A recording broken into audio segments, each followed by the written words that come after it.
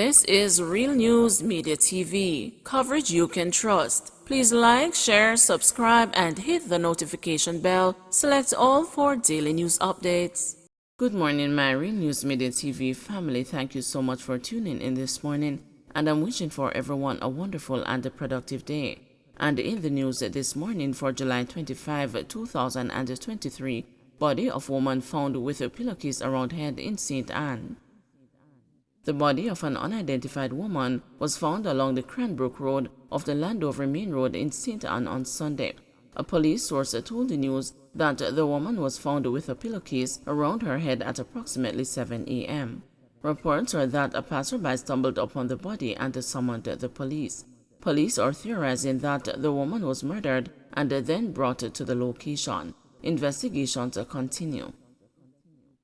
One dead following fiery crash in Trelawny. The driver of a Honda CR-V was reportedly burnt beyond recognition after a fiery motor vehicle accident which involved a trailer truck on the Hague Main Road in Trelawny on Monday afternoon. The news understands that the vehicle, which was traveling towards Duncan's, burst into flames on impact with the trailer, which was traveling in the opposite direction. The male driver was reportedly trapped in the vehicle, which was consumed by the fire. The accident resulted in a massive buildup of traffic along the thoroughfare. Members of emergency teams, including the police and the fire department, were on the scene. Man fatally shot by police in Portmore identified. The St. Catharines South police have identified the man who was shot and killed in an alleged confrontation with the cops in Newland, Portmore last Friday. He is Xavier McLean, 35, unemployed of a Newland address. His identity was ascertained yesterday.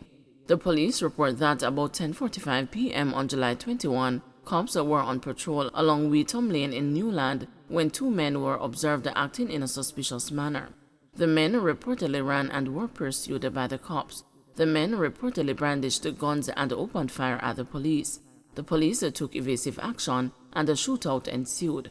After the shooting subsided, a search of the area was conducted.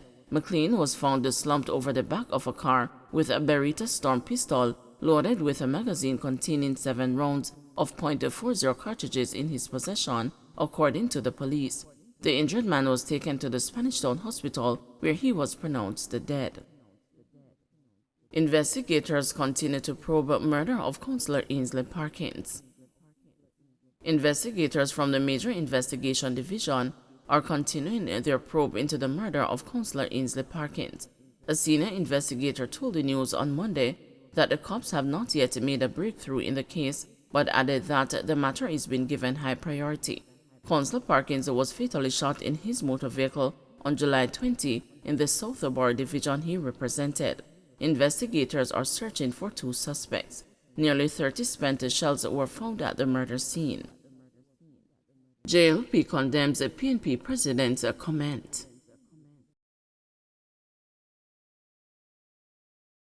Squabble on Monday over a comment by People's National Party President Mark Golding that appears to encourage the casting of ballots in the names of dead voters. Golding made the controversial comment on Sunday during a rally in St. Andrew East Rural, where the PNP introduced Patrick Peterkin as its candidate to contest the next general election. We have to make sure say every comrade who voted for the People's National Party in 2011 and delivered the victory, if they are still alive, them have to go vote for Comrade Patrick Peterkin when the election call. And even some who not alive, if them can deal with it, no problem, because of them say we name power party. Golding said, eliciting laughter among the supporters. But Monday afternoon, the ruling Jamaica Labour Party condemned Golding, saying such a reckless statement amounted to the promotion of electoral fraud and poses a grave threat to the integrity of the democratic process. According to JLP General Secretary Dr. Horace Chang, Jamaica has made significant strides in securing free and fair elections, fostering a transparent and accountable electoral system that upholds the principles of democracy. He said Jamaicans should be deeply disappointed by the opposition leader's statement and called on Golding to have it retracted to disavow any support for electoral fraud. However, late Monday afternoon, PNP General Secretary Dr. Dayton Campbell said his leader's comments were reported on without a proper context and were basically made in jest. According to Campbell, Golden had emphasized the significance of rallying support from all individuals willing and able to cast their votes. The statement in question was a light-hearted response to a remark from a supporter who said, "Wake them up," to which Golden later added, "'Cause as they say, we are the power party." Campbell said that without context, the portion of the speech which is in the public domain has been misconstrued as a literal when it was in fact intended as humor and was purely figurative in nature. He said the PNP upholds the principles of free and fair elections, ensuring the integrity of Jamaica's democratic process, and urges the Electoral Commission of Jamaica to ensure that the voters' list is cleaned up, as no political party should be able to cause dead persons to vote in Jamaican elections. Before the establishment of the Electoral Commission of Jamaica in December 2006, elections in the island were marred by complaints of voter fraud, and there were instances of political parties pointing to the names of dead people appearing on the voters' list. Dawes calls for police to review security arrangement in Portmore. People's National Party candidate for Southeast St. Catherine, Dr. Alfred Dawes, has called for the police high command to review the security apparatus in Portmore St. Catherine. Speaking Monday at a tribute to service for slain councillor for the South Borough Division, Ainsley Parkins, Dr. Dawes argued that Portmore needs a bigger security footprint due to its size and the serious crimes being committed in the municipality. Portmore, if it were an island, would be one of the most populous in the English-speaking Caribbean. It would also be one of the wealthiest. Yet we have no police division, and our officers are not equipped, whether financially with the resources or the manpower that they need. And that is why Portmore keeps popping up negatively in the news, whether it's a truck, armored vehicle being assaulted in broad daylight, whether it's a student being abducted and brutally murdered, or an elected representative being assassinated in broad daylight. We have to do better. We cannot have, on one hand, the South Korean government offering us 400,000 CCTV cameras at a time when we're talking about using Jamaica Eye to fight crime, and we spurn that offer.